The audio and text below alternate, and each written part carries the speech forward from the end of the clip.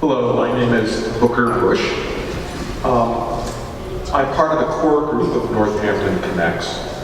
Thank you for joining us here tonight. I'd like to tell you a little about Northampton Connects and about our plans for tonight's forum. First, some housekeeping. First of all, thank you to Edwards Church for making this room available.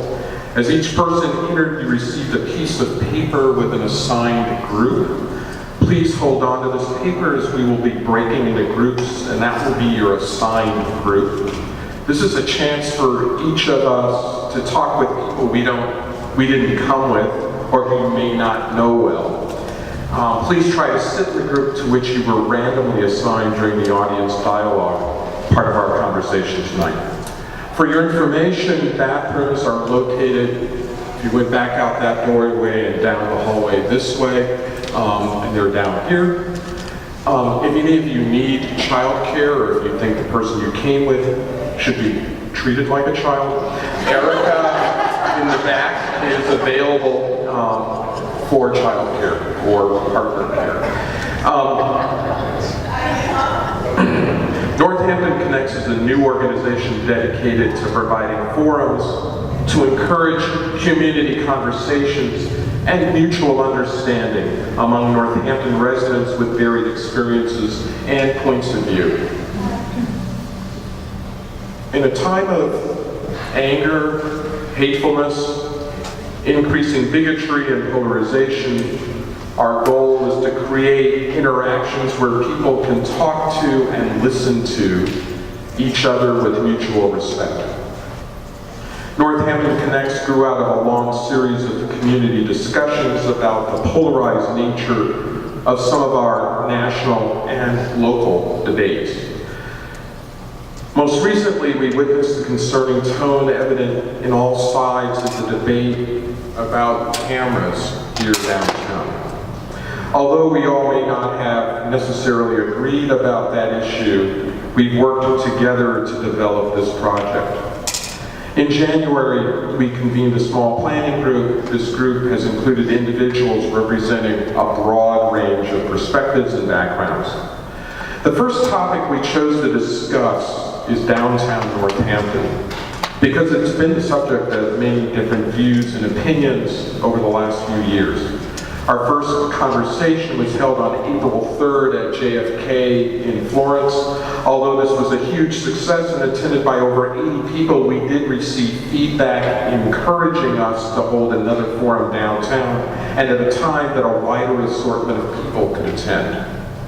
Our goal is to welcome and value all points of view.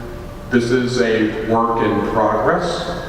For instance, we reached out to many in our community who either could not or did not choose to participate at our first forum, and they also chose not to participate tonight. We know that we will only be more successful in the future as word gets out that all people and all perspectives are welcome at these community conversations. Our plan for tonight. We will start tonight's discussion with a facilitated panel of some residents with an interest in downtown Northampton. This will take about 25 minutes. The panel will be facilitated by Stan Shapiro, who's one of the co-founders of Northampton Connects. By the way, the other co-founder of Northampton Connects is Dennis Bidwell. That will be followed by discussions in each small group focused on the same questions, so all of you will have an opportunity to speak and be heard. A facilitator will be at each table to help guide the conversation. Each table group is asked to then give a brief report back with suggestions for follow-up. And many of the plans for this evening grew out of the last and the discussions that occurred a few months ago. We will end with a brief wrap-up and plan to be done by 8:30 p.m. I'm sure there are no questions. Thank you, Booker, and welcome, everybody. I'm glad everyone could come. I just wanted to add, we'll probably have 5 small groups, and they'll be located, 2 of them will be located in a room across the hall out through that door, and 2 will be in the back, and 1 will be in this area. But I wanted to start with a few brief words about what a community conversation is. A community conversation or a structured dialogue. Paula Green, who facilitated our first meeting, said it well. She said it's a way of having an old conversation in a new way. Instead of pointing and blaming or debate, it's a way of talking so that we understand each other and that different perspectives are respected, and we listen and try to, instead of convincing the other person, we're out to understand that perspective and understand that there are many different lives and many different perspectives, and we have to understand them in order to come to some mutuality and to some common ground. And it's our hope to reach common ground. Through having a conversation, we're not going to come up with solutions tonight, but it's our hope that by finding common ground and understanding different perspectives, that will lead to solutions at some point. I wanted to relay a conversation that I had with someone yesterday who said, why have a conversation and try to understand other people's points of view when there are so many pressing problems in the world? Many of us have been upset about children separated at the border and so many other pressing problems. And I don't think that having a conversation or a dialogue means that people should not be active or trying to advocate for what they believe. That's really important to do, no matter what you believe. But I think that in the long run, we're sunk if we can't try to understand each other and talk to each other and find common solutions. And that's our purpose tonight. So let me start with talking about our ground rules for a conversation. A dialogue requires ground rules. It's structured. We want to make sure we're respectful of everybody. So are there ground rules that people would like to have in this conversation? Listen. Thank you. Yeah. Don't interrupt. Don't interrupt. That was what I was. Yes. Forgetting is okay. Forgetting. Any others? Yes. Don't make judgmental statements. Okay. Judgmental statements. Respect. Opinions. Yes. You guys statements? I statements. Don't go on and on and on. Respect the fact that other people need an opportunity to speak. Agree to disagree. Thank you. It's really important that's a really important one, I think, because we have to understand that not everyone agrees with us. It's unfortunate. Yes. What are I statements? I statements are, instead of saying, I'm talking for you. Speak for yourself. Speak for your own viewpoint, your own emotions, your own experience. I feel the lights are too bright. That's an I statement. I feel it. I was just going to say an I statement would be like, I feel the lights are very bright. As opposed to the goddamn lights are too bright. Exactly. The lights are too. Still more busted. Any others? Okay? Seek to understand. Seek to understand.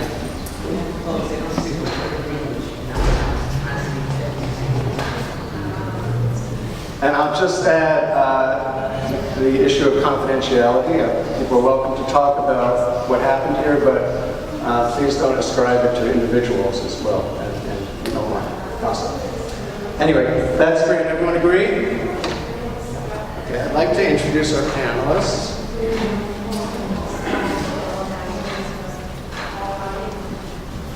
First, before I introduce them, I'm just going to say that they're asked to respond to one question.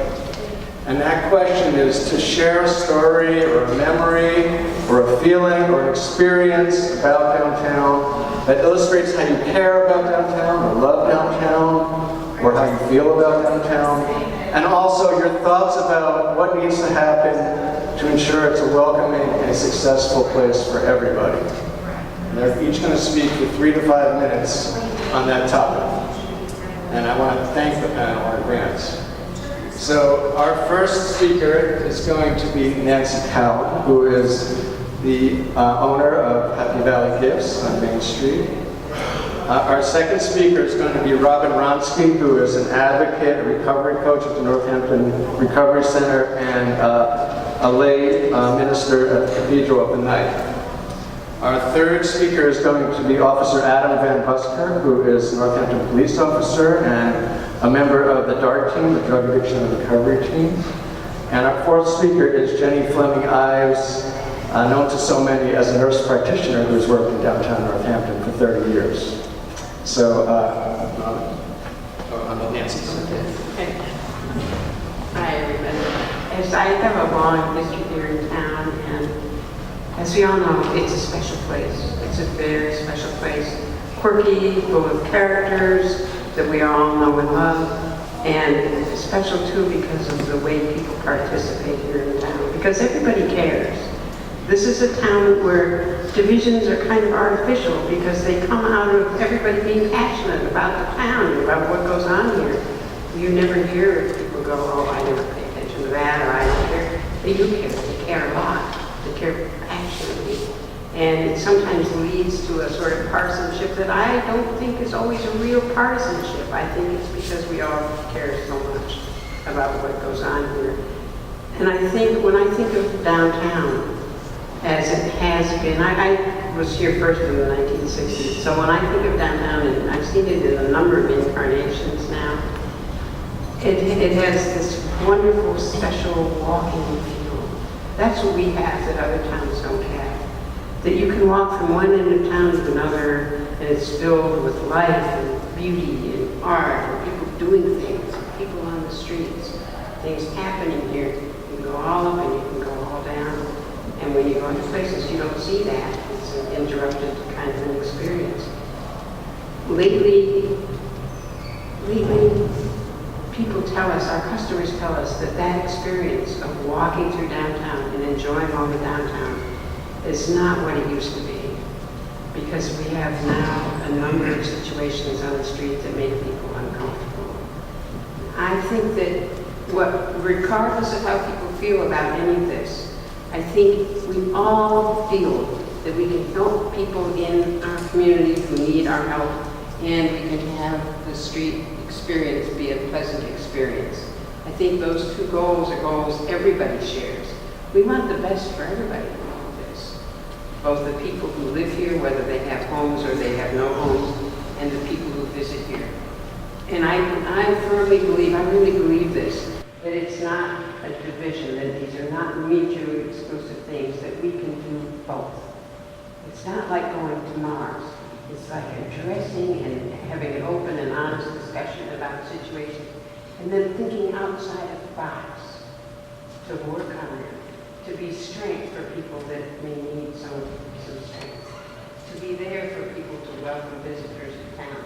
We can do all of it, but we have to not think in terms of the traditional social service models, the traditional kind of outreach models. We have to do it in Northampton's way, which is a different way. And I know that we can find ways and explore ways, and I know we all have ideas about things which might work for everybody in town, and that we all share the same goals of having this town be the special place it's always been. We have 29,000 people here. We can do this. You know, we can heal up the divisions in the community. We can help the people who need our help. We can have our downtown be once again the kind of a place that people love and say, oh, let's go up to Northampton. Let's go walk around and see what's there. It's a great place, and I know we can do it.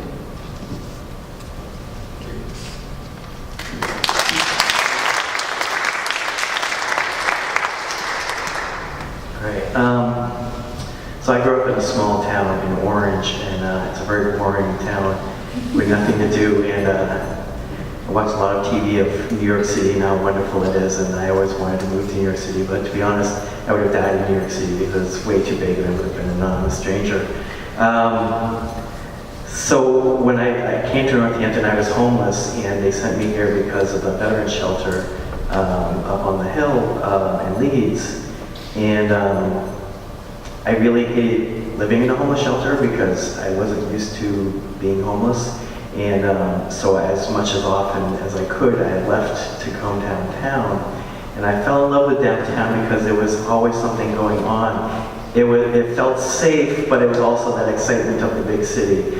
There was music, there was events, we were talking about tonight, like, there's other events going on that are competing with this. That's what's wonderful about Northampton. There's always stuff going on. And the shops are wonderful, the restaurants are wonderful. I get my New York City fix here, but I'm not going to be killed because I'm in New York City. I feel safe here as well to walk out at night. And that's how I fell in love with this place. Plus, Northampton's been good to me. I came here homeless. I am not homeless anymore.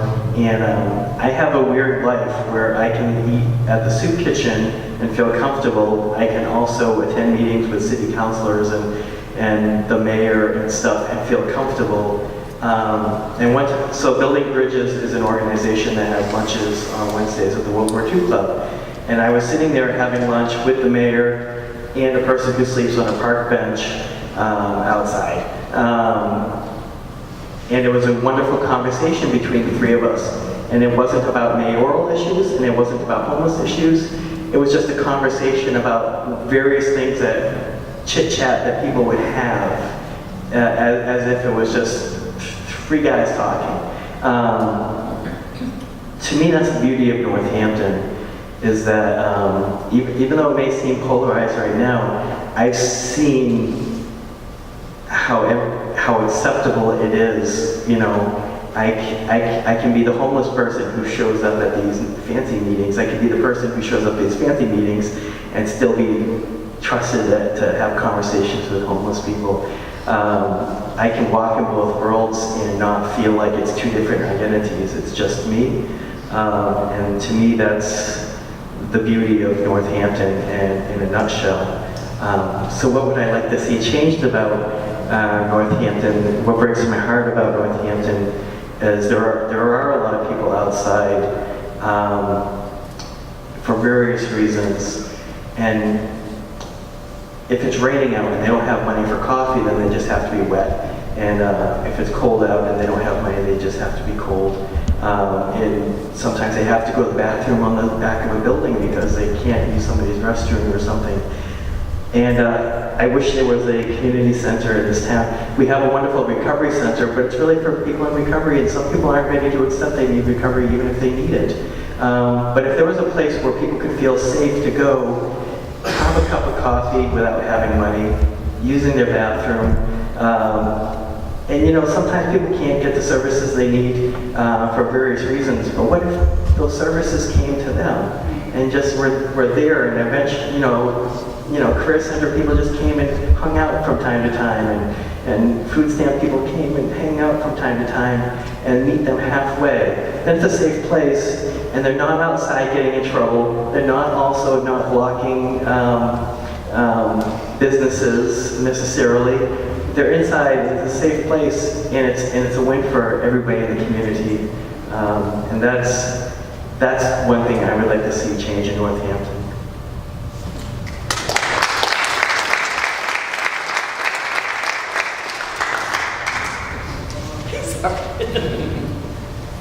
So I'm Adam Buskirk. I've been a police officer in the city for a little over 10 years now. I grew up outside of Boston. It was a little different from where I grew up. It was nice. It still had some city feel to it, but Florence and Leeds, and start seeing bears. I saw my first porcupine when I moved out here, so I actually hit it with my motorcycle, so that was something.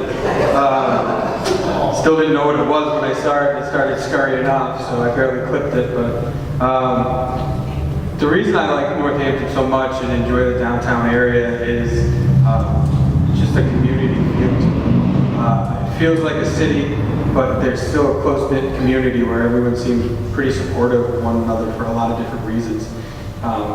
Events in Pulaski Park where you have marches and you have parades, and you have the summer music festival downtown. There's so many smaller events. You have community meals outside of a church where people can go and get a meal and feel good about getting a meal and feel safe. You don't see that in a lot of different communities, and a lot of people I tell that to, that that I work with that are from here might not understand that because they're from here and it's kind of what they've been used to. Is such a good community, and I didn't grow up in that community, so for me, it's a beautiful thing to see. And in the wake of such a tragedy, that was the Pulse nightclub shooting, was probably one of the most powerful things that I've seen since I've been here. In the amount of people that I saw gathered together for a common goal and to mourn such a tragic event, but how close the community was in doing that was pretty impressive to me because, again, that's not something that I was used to. And I actually took a picture that I think ended up in the Gazette where I climbed up. I was so amazed by the amount of people that came out that were caring for one another, and even people that had different viewpoints had the ability to come and talk and share that same issue with one another. It was just amazing, and I was so amazed by that. I obviously asked and climbed up to the top of the building to take a picture of just how many people came out to support one another and to grieve together. And to me, that's really what makes downtown a good place. Downtown does come with its struggles, as we've seen, as Nancy said. It's not something that can't be something that we can't work at. One of the things that Robin had touched on too, and that I do as our DART team, is our drug addiction and recovery team, that I work with people and try to help them struggle with addiction, is people that either are on the streets because they're homeless and they're panhandling, or people that are struggling with addiction, so they're roaming the streets, who may not be homeless, but roaming the streets, asking for things so they can try to help themselves.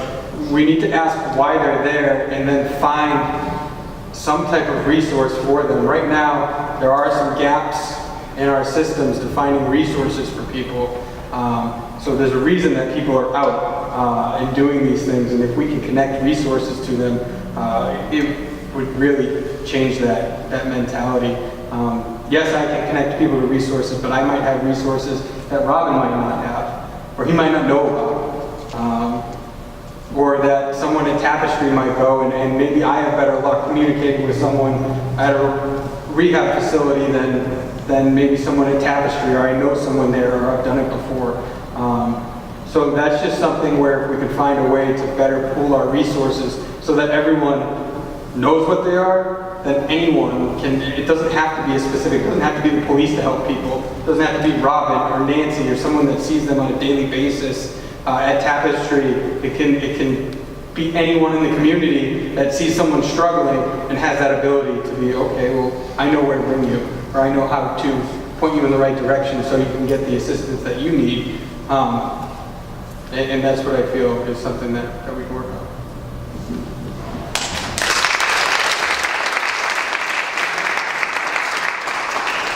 So I'm Jenny. I work at a nameless clinic downtown. I've been doing that for almost 29 years. I love downtown. I love the architecture of downtown. I love the cityscape of downtown. I love being able to walk to work and seeing the hills behind the Academy of Music, the geography. But most of all, I have appreciated being in downtown almost every day for the last 29 years, the privilege of being part of the vibrant community of people. I love the folks downtown. I know so many of them from one place to the next. It was 29 years ago that when I came with my husband Peter, I did our interview before we came to First Churches, and I knew that this was a wonderful place. I've been a downtown junkie all my life. I've lived in lots of downtowns all over the world, so I haven't met a downtown I don't like. But walking on Main Street, seeing the Honor Court as it was those days, chatting with those folks, taking care of downtown, the ladies on our court, having lunch at the soup kitchen that Minda and Gary Goss used to run, and had folks who needed working with them. And then meeting Eva Traeger at Country Comfort. Some of you will recall her. Some of you will maybe only know her as the Queen of Main Street, and we have this wonderful owl statue to Eva and all the other people that have made downtown what it has been, from you, Nancy, onward, you know. Eva, often I think downtown issues, I think about Eva.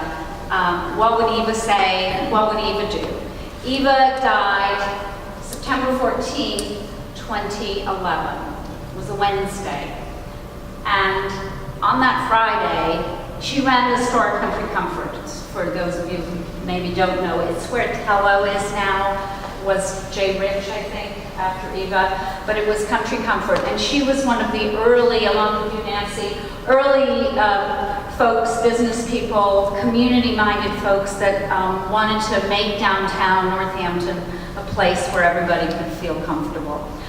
That Friday after Eva died, the store was open to everyone. You all come, and the community gathered. Some of you may have been there. Folks who had cleaned her windows, who were on the street, who had no homes, no houses, they were there.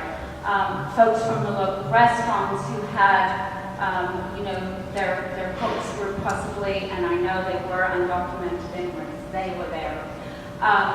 Steve, the guitar player, who used to be outside Faces, who sadly is not well these days, but Steve used to serenade us as we would walk downtown. Steve took it upon himself to learn the words of Country Comfort by Rod Stewart, and he sang for us at this event. Folks from out of town came from all around to say how much they appreciated Eva. To me, that was the essence of what we're trying to do here. And Eva would sit on her bench outside her store after kind of probably cleaning up the cigarette butts in the morning and just talk to folks and make them feel welcome. And I try to do that. I try to, as I'm walking downtown, I try to, whoever is there on the street, they may be asking for money. I'm downtown every day. I don't usually give money, but I always look at them in the eye and say, how are you today? I find out their names. That's why I think Northampton Connects can be helpful, because we are trying to connect, have a human interaction that helps empathy. And it's empathy that helps us understand the other. And so much of what's going on, I think, downtown actually reflects the awful inequalities that we are now facing in this country. And over the years that I've worked in downtown, I've seen these grow. Folks on the streets are actually there to remind us that we should not turn away from this. That whoever you are, wherever you are in life's journey, you are welcome here. And I would like to find a way that we could have circles of care for folks downtown. We have circles of care for refugees that we are welcoming, and we should do that. We have circles of care for immigrant folks. I'd like to see something like circles of care, just as Anna and Nancy and Robin have said. So that's why I'm here. Thanks.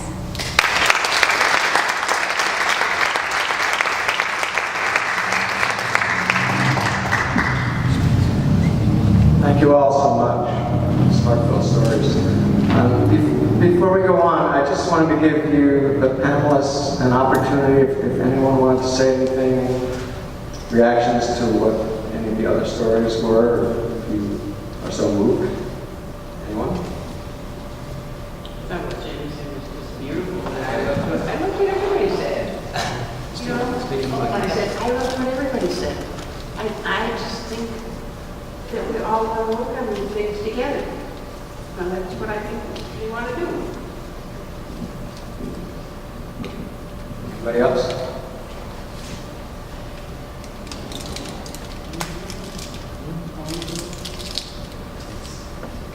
Since 2005. Yeah, I was homeless in 2005 for the first time in my life. 2 years earlier, I had been a homeowner. So I was not used to that lifestyle, and I had been homeless in Greenfield for a few months until they sent me to the veteran shelter. And I was at the veteran shelter, which is now Sojourn. It was United Veterans of America back then, for a year in between psych ward visits. And then I was at the Cherry Street sober house for veterans. for a year after that, before I got back into having a place of my own.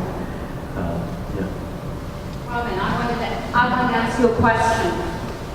What was the most important thing that some group or someone did for you, or you remember during that time when you were homeless and living at the shelter, not wanting to be at the shelter? What do you remember that we couldn't hear about? That's actually a great question, because we're speaking in circles of care, and peer-led circles of care are some of the most powerful things. So I was a stranger to the homeless community and really felt out of my element, and it was other homeless people that walked me through where to go to eat, where to go for resources. People that I was scared of, frankly, because I was not used to this lifestyle, and they just took me as one of them and showed me where to go, where to be, and it was. I guess that's why I'm so fixated always on that idea of the best people to show people how to overcome obstacles are the people who have overcome those obstacles themselves, and why I work so hard to try to help other people with overcoming the obstacles that I've overcome, because although there were social workers and there were psychiatrists and stuff, it was really other homeless people that made me feel safe and were my guides, including things like, go to the library and hang out at this time, and go to this meal and go to this place to get supplies, things that I had no idea about. Like, I was completely clueless about this stuff, and it was routine for them, and they showed me how to exist in that world that was so scary for me, and made it a little less scary for me.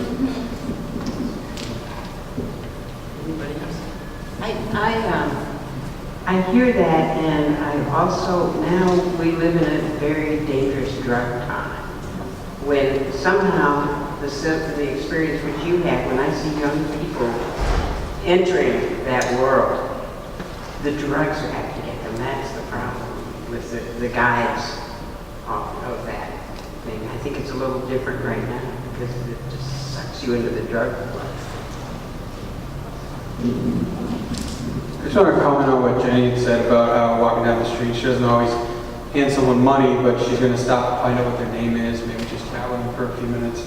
And I pride myself basically being on a bike most of the time unless I'm training someone. I'm downtown.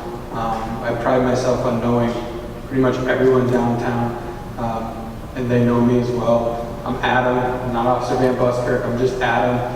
That's who I am. Even the ones that don't necessarily like to talk to the police for one reason or another will always either wave at me, at least give me a head nod, something, because they know I'm asking about them. I'll remember things that they've told me about their lives or how they're doing. I check in, and like Nancy said, some of the younger kids that are coming into town, at least checking in with them and letting them know that someone's still kind of watching out for them. Someone's still looking at them and making sure, you shouldn't be doing that, that's not okay, or that's going to get you into trouble, type of thing, that some of the younger people coming into town need that still. And I just think it's important, and it's not just something that an officer can do, it's something that Jenny can do, Nancy, Robin, all of us could just check in with people just to kind of see how they're doing, because a lot of people that I find that I speak with almost feel dehumanized, like people just look past them. So giving them that, hey, how you doing, and having that conversation with them kind of revitalizes their spirits and their want and ability to seek and accept help.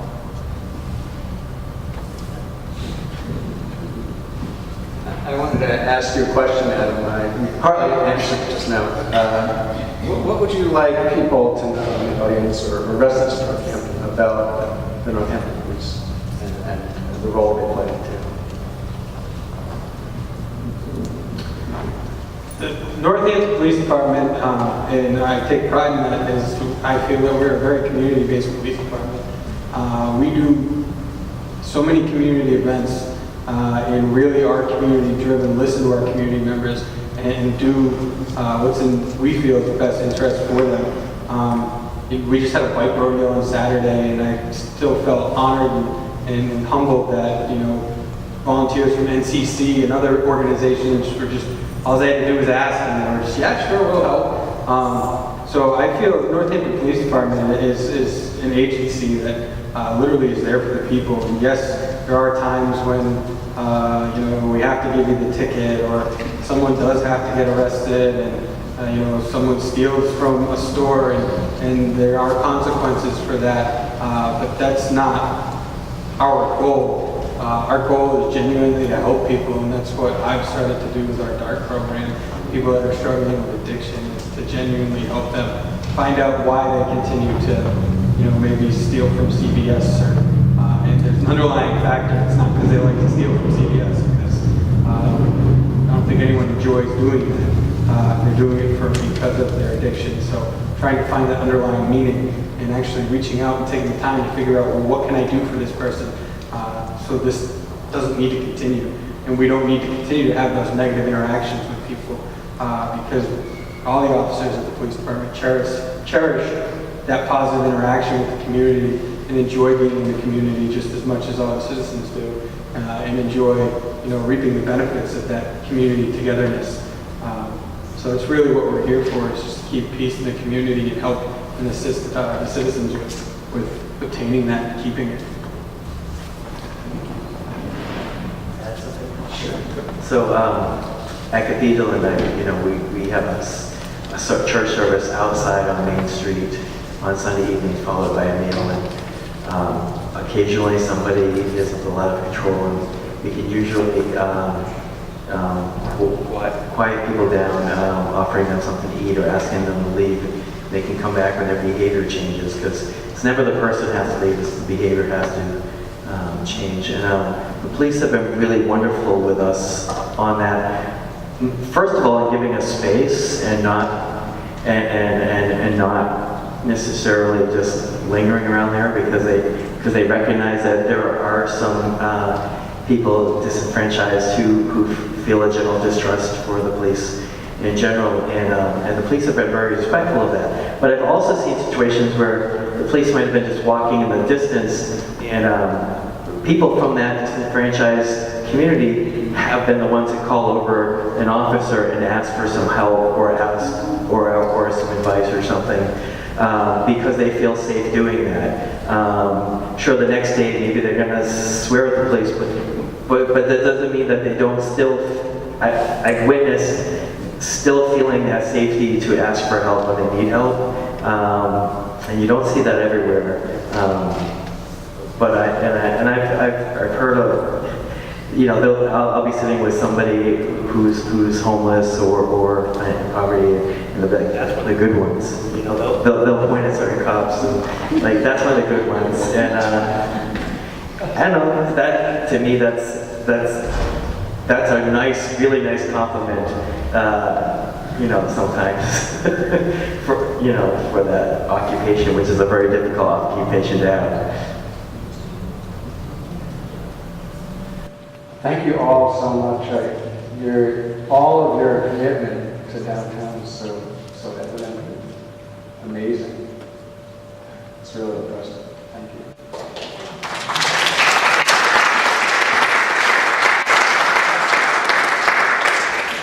So we're going to move on to the next part of our program, and I've been counting the numbers here. I think we have 5 groups would make sense.